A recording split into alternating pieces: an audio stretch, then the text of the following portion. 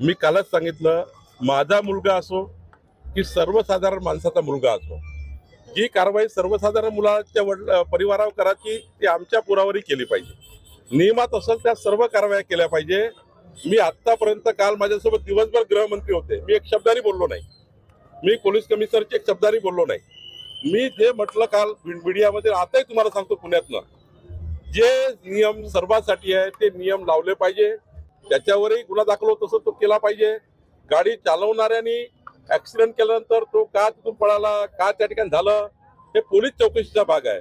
मी या चौकशीवर अधिक काही बोललो तर ते पोलिसावर दडपण आल्यासारखं होईल आणि मी काही खुलासे केले ते काही योग्य नाही आहे। पोलिसांनाच पोलिसांचं काम करू द्या आणि कोणताही गुन्हा असेल तो दाखल होईल, त्याला काही प्रश्न नाही। आम्ही कधीही पोलिसावर कुठलाही त्या ठिकाणी कुठलाही टाचणीवर सुद्धा असं म्हणणार नाही की माझा मुलगा की त्याचा मुलगा। जे नियमात आहे आणि एक परमेश्वराच्या गणरायाच्या कृपेने चांगलं झालं।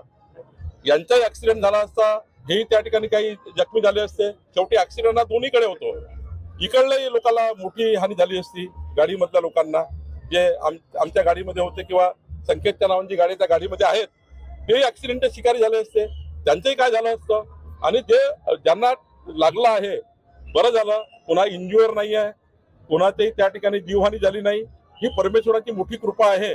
मी परमेश्वराचे आभार मानतो की या घटनेमध्ये कोणीही जखमी आणि कोणीही त्या ठिकाणी कोणतीही त्या ठिकाणी जीवहानी झाली नाही। हेच मोठा परमेश्वराची कृपा आहे। घटना झाली आहे, त्या घटनेवर चौकशी व्हावी आणि त्या घटनेवर प्रचंड जे नियम आहे त्या नियमाचा वापर करावा।